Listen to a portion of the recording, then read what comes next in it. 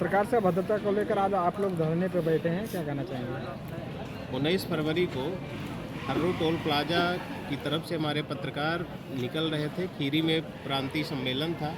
हमारे प्रांतीय अध्यक्ष सौरव कुमार जी वहां पहुंच रहे थे। टोल पर बदतमीजी हुई पत्रकारों से और पत्रकारों को मारा पीटा गया और उनके साथ जितनी भी बर्बरता की गई उसका मैं निंदा करता हूँ। टोल पर बहुत से गुंडे किस्म के लोग हैं जिनका कोई भी आईडी नहीं है और वो कहाँ के रहने वाले हैं, कहाँ के नहीं रहने वाले हैं, इसकी कोई आईडी किसी के पास नहीं है। ये लोग गुंडई करते हैं। बारा क्षेत्र के सम्मानित लोगों को, बारा क्षेत्र के अधिवक्ताओं को, बारा क्षेत्र के पत्रकारों को, सबको ये अपमानित करते हैं। इनका सिर्फ एक लक्ष्य होता है कि अपमानित करो, मारपीट करो और इनसे अवैध पैसा की वसूली करो।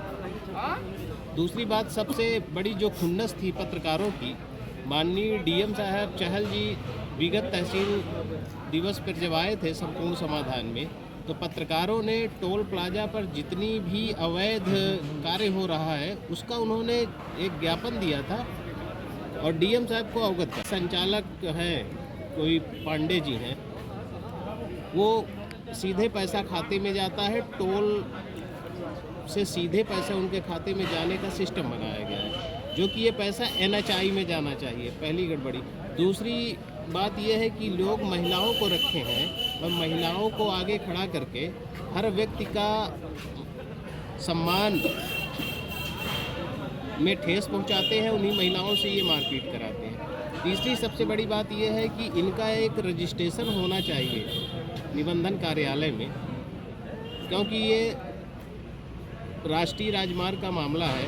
आज तक नहीं हुआ रजिस्ट्रेशन में 45 लाख रुपए खर्च होने हैं, लेकिन ये टोल संचालक महोदय ने 45 लाख रुपए बचाने के लिए आज तक इसका रजिस्ट्रेशन नहीं कराया। जितनी भी ओवरलोड गाड़ियां हैं, जो कि नियम है कि आप ओवरलोड गाड़ियां नहीं चलने देंगे, लेकिन ये ओवरलोड गाड़ियों को पैसा 3000 5000 लेकर के क्रॉस कराते हैं। यही इनकी अवैध कमाई है।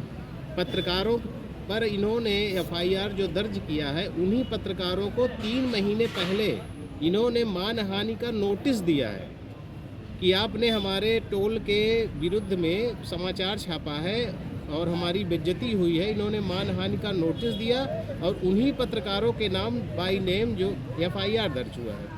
ये पूर्णतः फर्जी है। मैं इसका विरोध करता हूँ। हमारा संगठन इसकी लड़ाई लड़ेगा और हम न्याय की लड़ाई लड़ते हैं। अधिकारी से हमारा अनुरोध है कि वो न्याय की लड़ाई लड़े, हमारा सहयोग करें और हम उनसे अपेक्षा रखते हैं कि वो हमारे साथ न्याय करेंगे। नाम परिचय? भैयन, और मैं ग्रामीण पत्रकार एसोसिएशन का तहसील संरक्षक हूँ। किस बात को लेकर आज आप धरने पे हैं? देखिए, कहते हुए भी शर्म आ रही है। आज सबसे ज़्यादा पीड़ित है हमारे देश का चौथा स्तंभ, पत्रकार साथी। हम अपने पत्रकार साथियों के न्याय के लिए यहाँ में हमारा भारतीय किसान यूनियन भानु का जो गुट है वो पूरी तरह से सहयोग में मैदान पे आ चुका है और ये धरना प्रदर्शन तब तक चलता रहेगा जब तक उनको न्याय नहीं मिलेगा। क्या घटना घटी थी जिसको लेकर? पत्रकार साथियों के साथ ऐसी घटना थी जो मेरे जानकारी में आई है कि वो अपने राष्ट्रीय अध्यक्ष को, प्रदेश अध्यक्ष का स्वागत के लिए वो रोड पे खड़े थे और उन्होंने टोल मैनेजर को सूचना भी दिया था कि हमारे अध्यक्ष जी आ रहे हैं, उनका स्वागत करना है।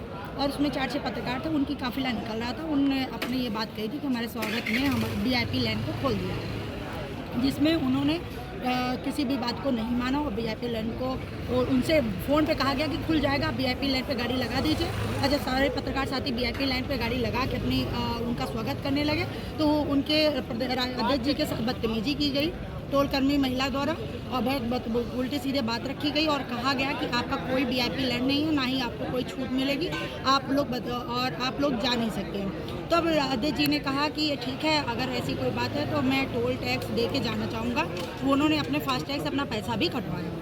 उसके बावजूद भी वहाँ के जो कर्मचारी थे वो अभद्रता करते रहे, बदतमीजी करते रहे और जब एक सीमा पार हो गई तो पत्रकारों ने जब उसका सवाल का जवाब दिया तो महिला द्वारा डंडा लेके, जैसा कुछ वीडियो में दिखाई दे रहा है, डंडा लेके दौड़ा ली और मैं मारपीट पे आमादा हो गई। अभद्र टिप्पणियाँ करने लगी, जिसका शिकायत ऊपर उच्च अधिकारियों तक आई, जिसके कारण ACP 12 ने FIR दर्ज करी। अब आगे की क्या लड़ाई होगी? आगे की लड़ाई ये है कि एसीपी जब 12 ने दर्ज करी एफआईआर तो शाम को एसीपी 12 को पता नहीं कौन सा सपना आया। उन्होंने दूसरे दिन पत्रकारों को पत्रकार साथियों ने जिनको अपराधी बनाया था उन्हीं को इन्होंने दोबारा पीड़िता बना के और एक एफआईआर पत्रकारों के ऊपर रखवा दिया, इस वजह से कि कंप्रोमाइज हो जाए। कंप्रोमाइज की नीयत से पत्रकार साथियों पे एफआईआर जो दर्ज कराई है उसे वापस लिया जाए और ऐसे एसीपी ऐसे एसएचओ जो अपने जिनके रहते हुए महिलाओं के साथ बदतमीजी हो रही है, पत्रकार सुरक्षित नहीं है, ऐसे एसीपी को यहाँ रहने का कोई अधिकार नहीं, उनको हटाया जाए। आप लोगों की मांग क्या है? मेरी मांग